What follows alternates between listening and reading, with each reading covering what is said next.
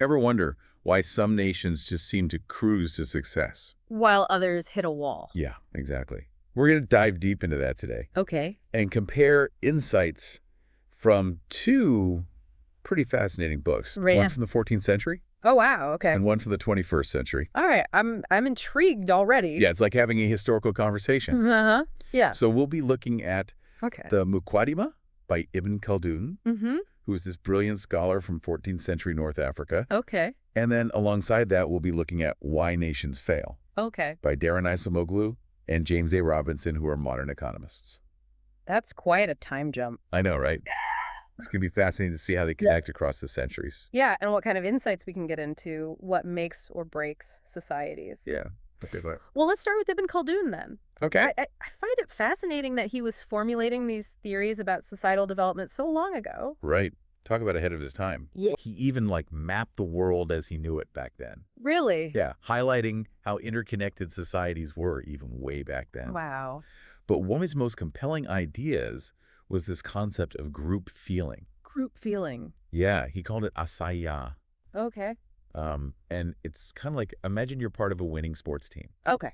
It's not just about individual skill. Right. It's about that camaraderie, that shared purpose Mm. that drives everyone to do better. Yeah, I can see that. So that's kind of where he was going with this. Okay. It's that group feeling that becomes the glue that binds a society together and lets them achieve great things. Okay, so Khaldun believed that this was like the main driving force behind the rise of successful dynasties. Exactly. Okay. It enables collective action, whether it's defending your territory or even striving for power. And it seems like centuries later, Acemoglu and Robinson kind of echo this idea in Why Nations Fail. Yeah. They use the term inclusive institutions. Yeah, and that's where it gets really interesting. Right. They argue that nations flourish when they have these systems in place Okay. that protect individual rights, Okay. encourage participation, Mm-hmm. and foster a culture of innovation. It sounds very similar to Khaldun's group feeling. It's like group feeling, but on a more systemic level. Yes, I see that. These inclusive institutions create that sense of shared purpose and belonging Right. that fuels cooperation and progress. Yeah, that makes sense. And to illustrate this point, Okay. they bring up a really striking example. What's that? North and South Korea. Oh, wow. Okay. Same peninsula, same people, but vastly different outcomes after the Korean War. Yeah, it's almost like a natural experiment in nation building. Exactly. So South Korea embraced inclusive institutions, saw incredible economic growth, Yep. and emerged as like a global player. And North Korea, under a more extractive regime, went in a completely different direction. Yeah, wow. So that's a perfect example. And that leads us to the flip side of the coin. Both Khaldun and our modern authors warn of the dangers of what we might call extractive systems. Right.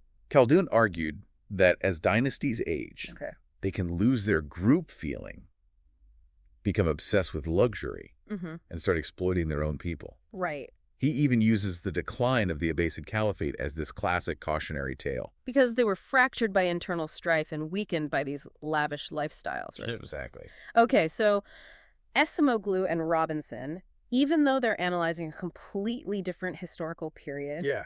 they sound a similar alarm. Yeah. They say that extractive institutions concentrate power and wealth in the hands of a few, stifle innovation, and create fertile ground for infighting. Like a recipe for stagnation. Yeah, if not outright collapse. And they offer a pretty powerful example from history.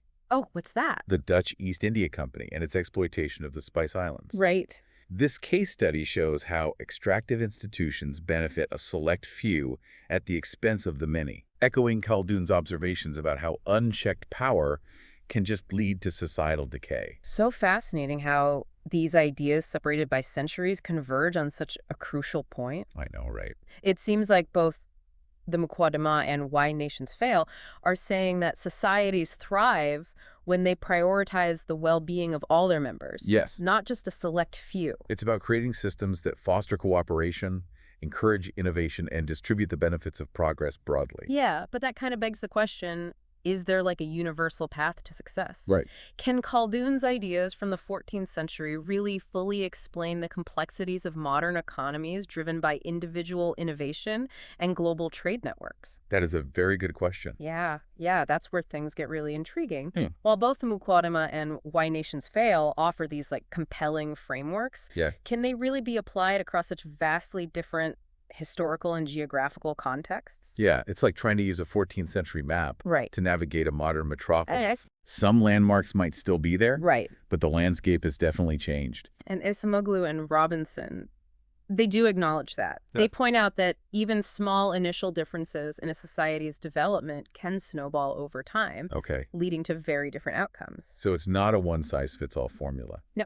So while we can learn from these like broad patterns of societal success and failure, Yeah. we also have to account for the unique circumstances of each nation. Absolutely. Context matters. Yeah. But even with those nuances, Okay. both texts provide valuable insights into the dangers of concentrated power. Right. Remember how Khaldun talked about dynasties becoming decadent and losing touch with their people? Yeah, it's like the classic story, the ruler getting lost in their palace, Right. surrounded by yes men, Yeah. oblivious to the struggles of like everyday folks. And that brings us to another point of convergence. Okay. Acemoglu and Robinson, even though they focus on modern economies. Yeah.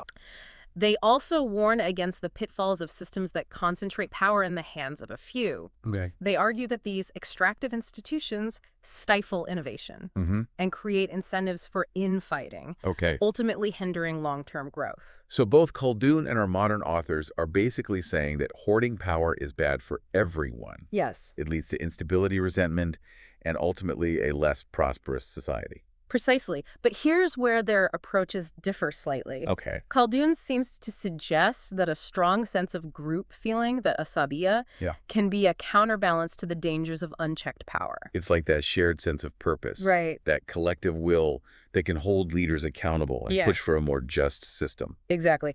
But Acemoglu and Robinson, while acknowledging the importance of social cohesion, Yeah. they place a heavier emphasis on establishing strong institutions. Okay, so it's not enough to just have people who are passionate about making their society better. Right. You need the systems in place to like channel that passion effectively. Right. Precisely, they argue that strong institutions, ones that protect property rights, Mm-hmm. ensure fair competition, Okay. and encourage innovation, Yeah. they create a level playing field Right. and foster a sense of trust that's essential for sustainable growth. So it's about establishing rules of the game that work for everyone, Yes. not just the elite few. Exactly. Inclusive institutions by promoting fairness and transparency. Mhm. They encourage people to participate, to innovate, to invest in their future. It's like creating a system where everyone wins, Yeah. even if they're not all winning at the same game. Now, that's not to say that creating these inclusive institutions is easy. Right. We see plenty of examples where countries struggle to break free from extractive systems, even when there's a strong desire for change. Right. It's one thing to understand the theory, but putting it into practice is a whole different ballgame. And both Khaldun and Acemoglu and Robinson acknowledge these complexities. Khaldun points out that even dynasties that begin with a strong sense of group feeling can succumb to the temptations of power and become exploitative over time. It's that age-old saying, power corrupts, and absolute power corrupts absolutely. And Acemoglu and Robinson emphasize that even when you have inclusive institutions in place, they require constant vigilance and adaptation. Okay. You need mechanisms to hold power in check, Mm-hmm. ensure accountability, Okay. and prevent the system from backsliding into extraction. It's like tending a garden. You can plant the best seeds, Right. but if you don't weed, water, and nurture those plants, Yeah. they won't flourish. Exactly. It's an ongoing process, Yeah. a constant effort to refine and strengthen the systems that underpin a thriving society. And that brings us to another key takeaway from both the Muqaddimah and Why Nations Fail. Okay, what's that? The importance of understanding the historical context. Right. So we can't just copy and paste solutions from one place or time to another. We have to consider the unique circumstances that shape each nation's path. Khaldun, writing in a world of empires and dynasties, was acutely aware of the dynamics of power on a regional and even global scale. He understood how shifts in one part of the world could have like ripple effects across vast distances. And that seems even more relevant today in our interconnected, globalized world, Right. where events on one continent can impact us all. Exactly. And Acemoglu and Robinson, by analyzing the interplay between institutions and globalization, Yeah. highlight the crucial role that strong institutions play in navigating the complexities of our modern world. It's not just about building walls or isolating ourselves. It's about building systems that can withstand the pressures and opportunities of a globalized economy. So nations with inclusive institutions, ones that promote fairness, transparency, and the rule of law, Yeah. they're better equipped to adapt to the rapid changes and complex interdependencies of the 21st century. It's like having a strong foundation that can weather any storm, whether it's an economic downturn or a political crisis. Exactly. And that's where we see the power of these two seemingly disparate texts converging. Yes, by understanding the historical patterns of societal development and the crucial role of inclusive institutions, Yeah. we can equip ourselves with the tools and insights needed to navigate the challenges and opportunities of our time. It's not about simply mimicking the past, Right. but rather about using these historical lessons to inform our present and shape our future. And that's what makes this exploration so compelling. Yeah. Both the Muqaddimah and Why Nations Fail encourage us to look beyond the surface, to understand the deeper forces that shape societies, and to Yeah. consider the choices we can make to build a more just and prosperous world. It's about recognizing that we're not just passengers on this historical journey. Right. We're active participants. Yes. And we have the power to influence the direction we're headed. And perhaps that's the most empowering message we can take away from this deep dive. It's not about feeling overwhelmed by the complexities of the world. It's about realizing that we individually and collectively have a role to play in shaping its destiny. Wow. We've been on quite a journey, Uh-huh. exploring the insights of Ibn Khaldun, this brilliant mind from the 14th century, Yeah. and comparing his ideas to those of, like, modern economists like Acemoglu and Robinson. Yeah. It's amazing how their work, separated by centuries, converges on some really profound truths about why societies succeed or fail. So we've covered a lot of ground, from the importance of group feeling and inclusive institutions Right. to the dangers of, like, concentrated power and extractive systems. Yeah. But as we wrap up this deep dive, Okay. I'm curious, what's the most hopeful takeaway from it? What gives you reason to believe that we can actually build a better future? Well, for me, it's the emphasis on human agency. Oh. Both Khaldun and Acemoglu and Robinson, despite analyzing vastly different historical periods, seem to agree that we're not just passive bystanders in the grand drama of history. Right. We have the power to shape the course of events, Okay. to make choices that lead to greater justice, greater opportunity, and greater well-being for all. It's like we're not just passengers on this train. We can actually steer it in a different direction. Exactly. Okay. Khaldun, for instance, highlights the role of leaders. Okay. He argues that wise rulers, those who prioritize the common good, can foster a sense of unity and purpose that allows societies to thrive. So good leadership matters. Yeah. But what about in the context of, like, modern democracies where power is, at least in theory, more distributed? That's where Acemoglu and Robinson's focus on inclusive institutions becomes incredibly relevant. Okay. They argue that creating a system where power is checked, where individuals have a voice, and where institutions are designed to serve the collective good, Yeah. that's the foundation for a thriving society, regardless of the specific form of government. So it's not just about finding the perfect leader. It's about building a system that encourages good leadership Yeah. and holds power accountable. Precisely. It's about creating an environment where even if a leader strays from the path of serving the common good, Yeah. the system itself can self-correct. Okay. Think of it like a ship with a strong rudder. Right. Even if the captain makes a mistake, the ship can stay on course. I like that analogy. Oh. But let's get real for a second. We all know that building these inclusive institutions, Right. establishing these checks and balances, it's not easy. Yeah. We see so many examples where power seems entrenched, where systems resist change, Yeah. and where progress just feels agonizingly slow. Right. So what can we as individuals actually do to make a difference? That's where Khaldun's concept of group feeling comes back into play. Okay. He's reminding us that it's not enough to have a good leader or a well-designed system. It takes an engaged and active citizenry to truly make a society thrive. It's like that old saying, the price of freedom is eternal vigilance. We can't just sit back and expect things to magically get better.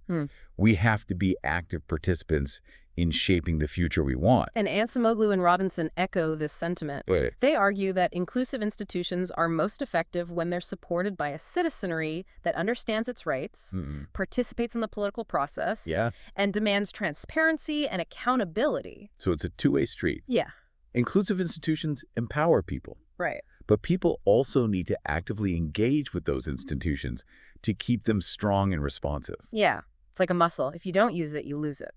Exactly. And that's what gives me hope. Oh, okay. The fact that we as individuals have a role to play. It's not about feeling powerless Yeah. in the face of like complex global challenges. Right. It's about recognizing that our choices, our actions, our voices, they all matter. It's about understanding that we're not just inheritors of the past. Yeah. We're also architects of the future. And we have the power to choose a different path, one that leads to greater justice, greater opportunity, and greater well-being for all. It's a journey, no doubt. Yeah. And there will be setbacks along the way. But armed with the wisdom of thinkers like Ibn Khaldun and the insights of modern economists, we can navigate the complexities of our world with greater clarity, greater purpose, and perhaps most importantly, greater hope.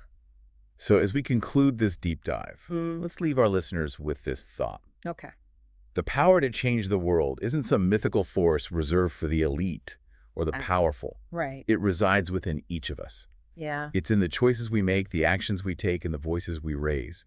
It's in the courage to challenge the status quo, to demand better, and to believe that a brighter future is possible. And perhaps within the pages of the Muqaddimah and Why Nations Fail, we can find the inspiration and the guidance to light our way. Thanks for joining us on this deep dive. Yeah, it was a pleasure. Until next time, keep exploring, keep questioning, and keep believing in the power of ideas to shape a better world.